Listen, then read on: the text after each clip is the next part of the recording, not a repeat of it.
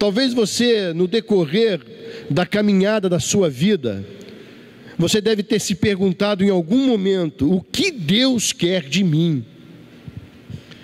Isso é natural se perguntar, porque nós cremos em um Deus. Você crê em um Deus.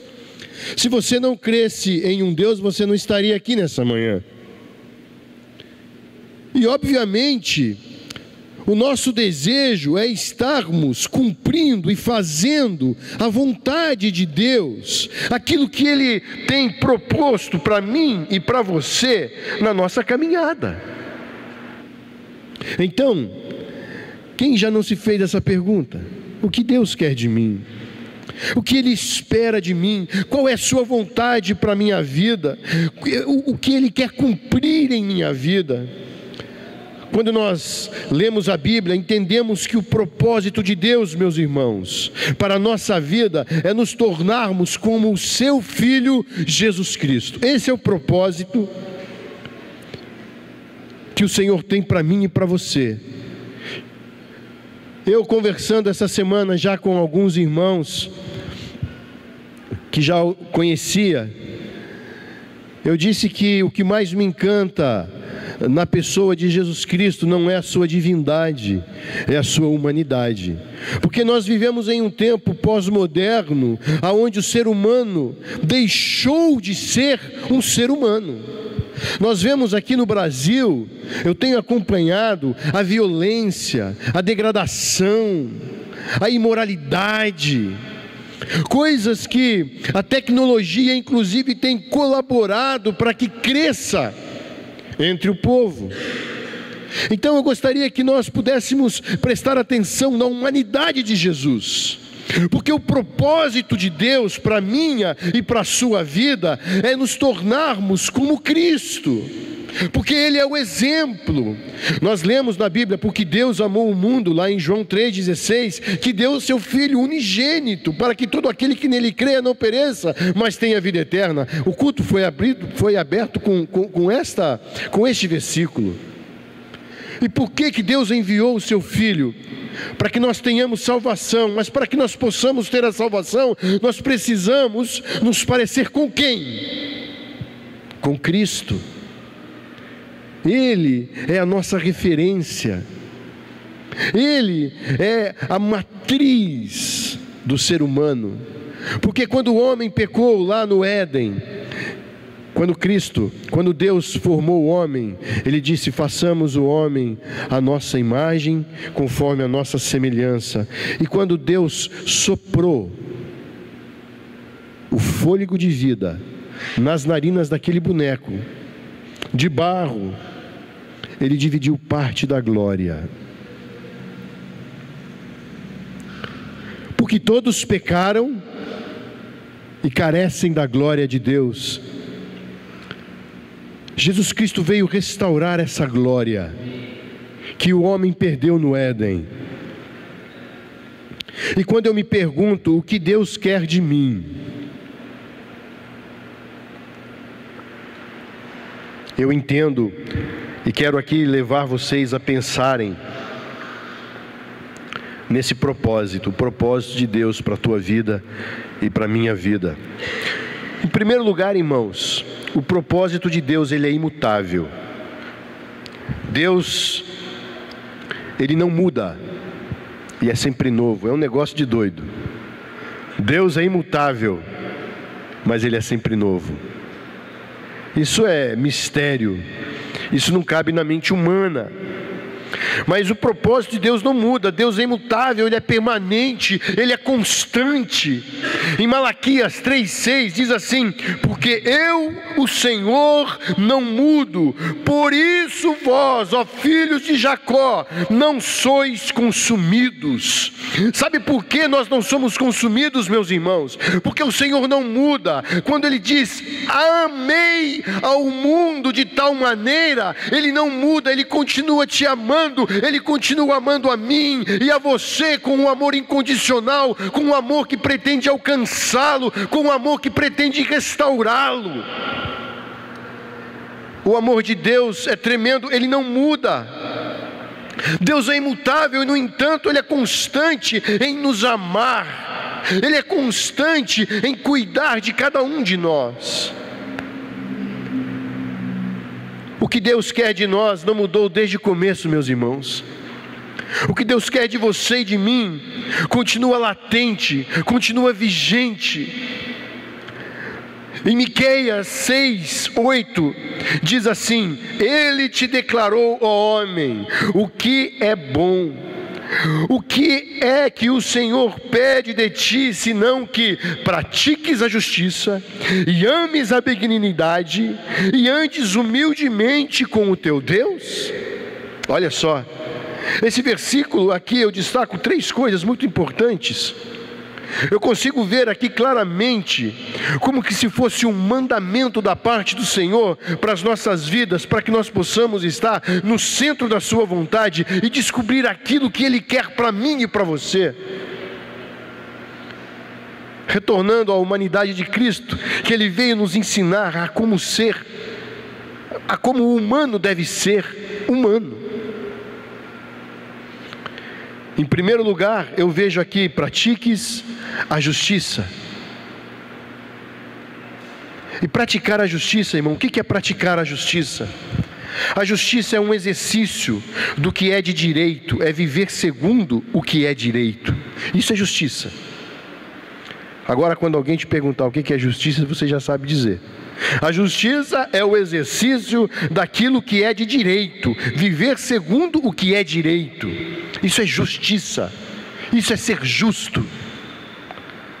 E nós precisamos amar e praticar a justiça. E isso, nos dias de hoje, principalmente aqui no Brasil, nós vemos que é difícil.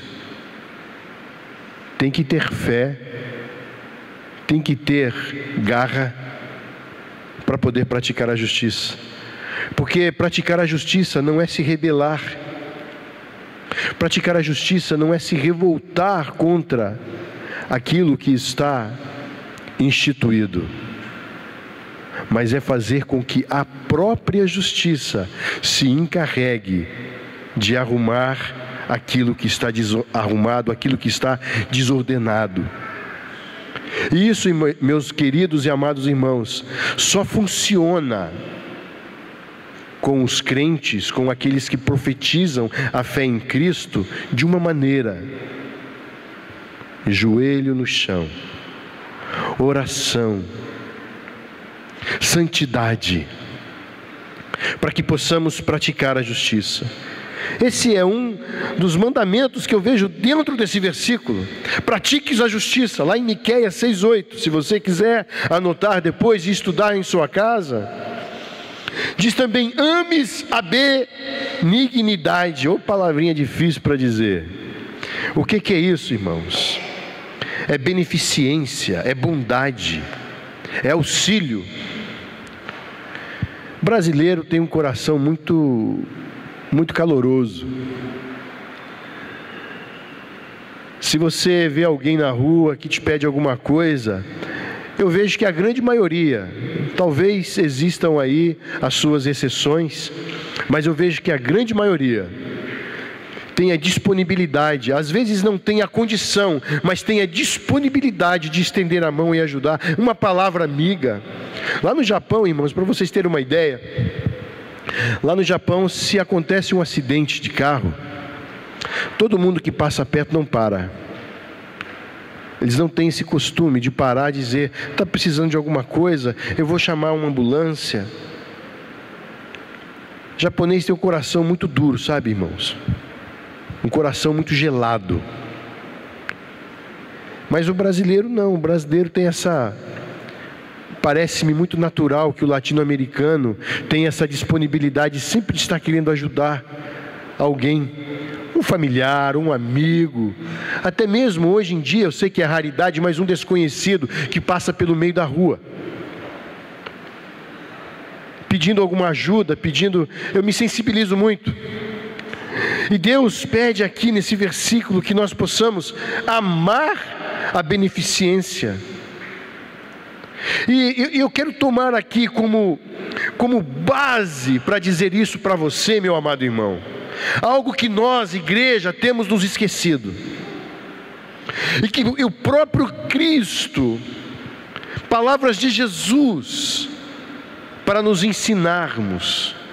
E está lá em Mateus, capítulo 22, versículo 39, diz assim: e o segundo, ele estava falando dos mandamentos, quando ele resume os 10 mandamentos em 2, que os primeiros 5 são feitos para a humanidade, a Deus, até a Deus, ou seja, amarás o teu Deus de todo o teu coração, de toda a tua alma, de todo o teu entendimento. E o segundo, ele diz aqui nesse versículo 39 de Mateus 22, ele diz assim: semelhante a este é: amarás o teu próximo como a ti mesmo.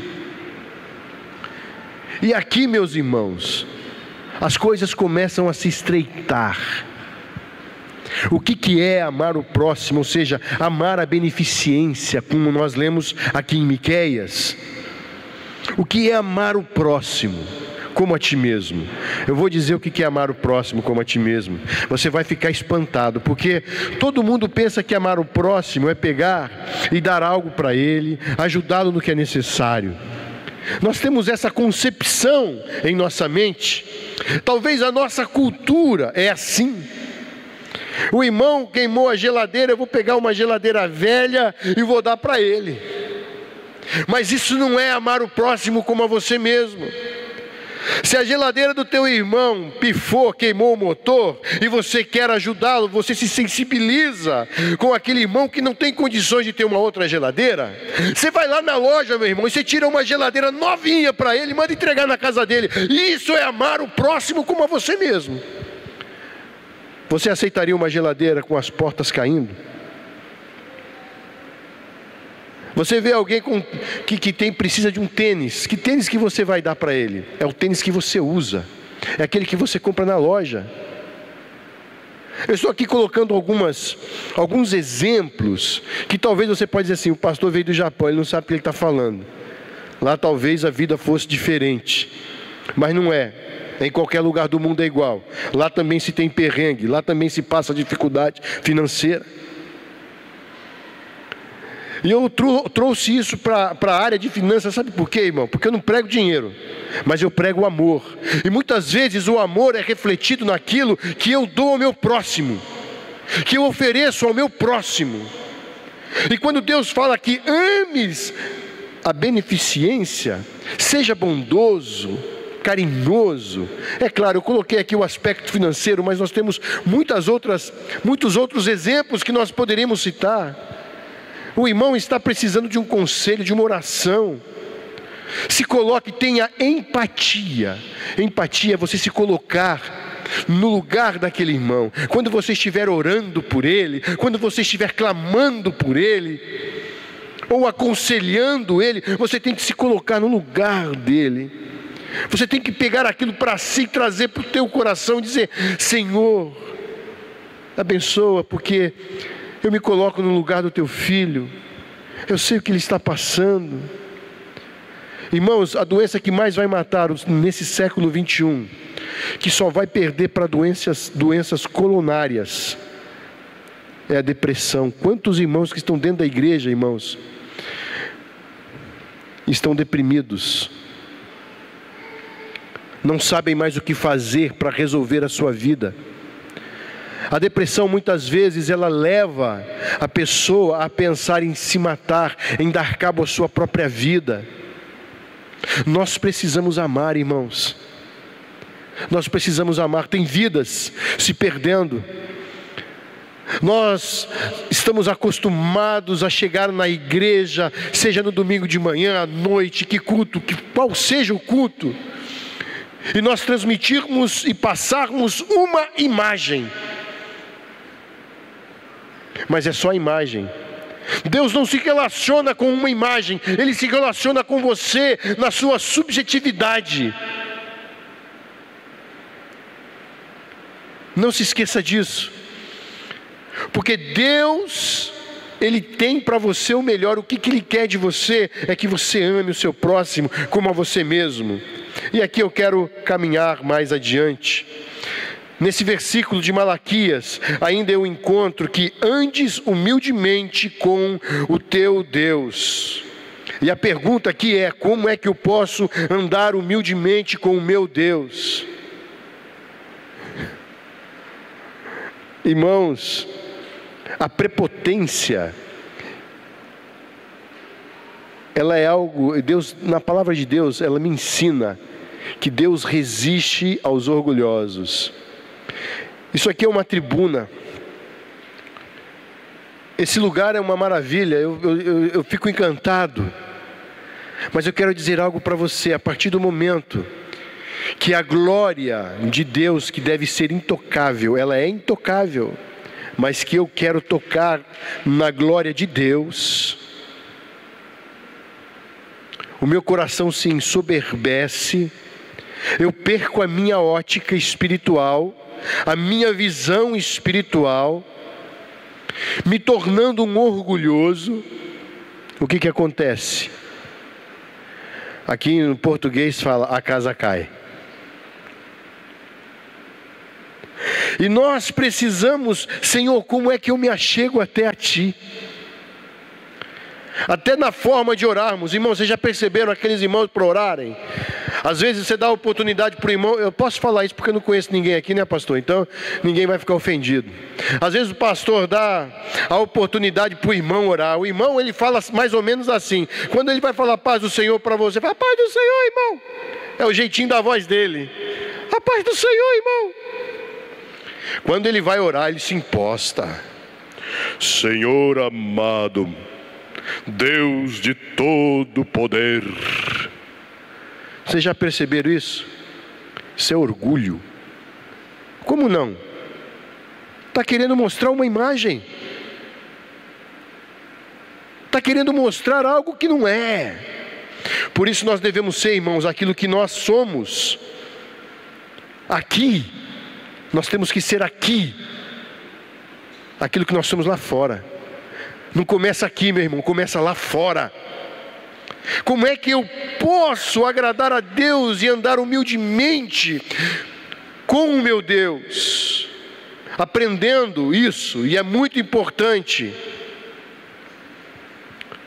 honrando o nome do meu Senhor aonde quer que eu esteja. Esse é o princípio de andar humildemente diante do Senhor, porque Ele estabeleceu, porque a obediência é para quê? Para obedecer o quê? Os mandamentos, aquilo que o Senhor me deu, para que eu tenha como regra em minha vida, para agradar ao Senhor.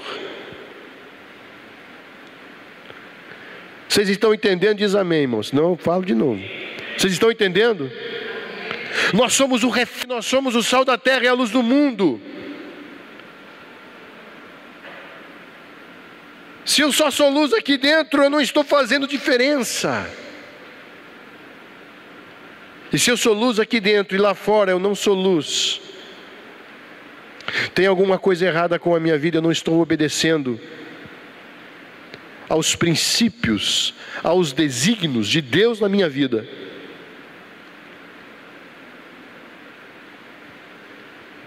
Interessante que Saul recebeu uma ordem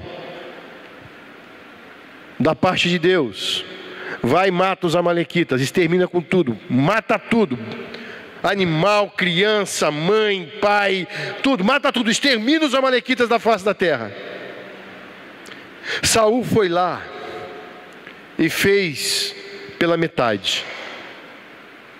Quando ele volta, o que é que Deus fala através do profeta Samuel para ele? Melhor é obedecer do que sacrificar. O orgulho não permitiu que Saul obedecesse a Deus, porque ele quis aprimorar a ideia de Deus, a ordem de Deus. Se nós vivemos debaixo da palavra de Deus, baseado na palavra do Senhor, nós vamos obedecer ao nosso mestre aonde quer que nós possamos estar. Então, meus amados, eu entendo aqui que andar humildemente na presença do Senhor é reconhecer que Ele é Deus, que eu sou a sua criação, agora filho, comprado, regenerado pelo sangue precioso de Jesus Cristo, e submisso a Ele, eu vou viver. Amém, irmãos? Palavrinha dura, sabe por quê? Porque todo mundo quer o oba-oba. Nós queremos o oba-oba, irmãos, isso é natural em qualquer ser humano. Nós gostamos disso. Nós queremos o melhor. Queremos. Nós não gostamos. Alguém gosta de uma roupa bem apertada? Ninguém gosta, irmãos. Nós gostamos de uma coisa que nos cabe. Nós gostamos de conforto. Mas com Jesus é diferente. Não estou dizendo que com Jesus você não vai ter do bom, que você não vai ter o melhor. Não. Eu estou dizendo, se eu entender o propósito, Deus é um Deus de propósitos, irmãos. Devemos entender que Deus, Ele não faz as coisas por fazer. Nós fazemos por fazer, muitas vezes, sem pensar. Mas Deus não. Ouça bem isso. Deus é um Deus de propósitos. Você não nasceu por causalidade. A primeira vez que eu ouvi isso em espanhol, eu me assustei. O irmão falou assim, né? Ele disse assim: você não vino a este mundo por tiripa. Eu falei: que é isso, meu Deus? O cara está me xingando. Você não está nesse mundo por causalidade. Você é um escolhido do Senhor no ventre da sua mãe. Sabia que Deus, Ele já tinha fundado esse dia que eu e você estamos aqui, antes mesmo da fundação do mundo. Ele já sabia que ia ter uma reunião como essa, num lugar como esse, com você presente aqui. Ele já sabia. Ele é Deus, Ele é o nosso Deus supremo, onipotente, onipresente, onisciente. Ele é Deus. E talvez você pense, diga assim: Ele não se importa comigo. Nem a folha da árvore cai se não for da vontade dEle. Talvez você diga assim: ninguém se importa comigo. Mas o salmista Davi diz: sou velho, fui novo, mas sou velho, mas nunca vi aquele que crê, aquele que busca mendigar o pão, não é? Isso é cuidado, isso é interesse pela nossa vida.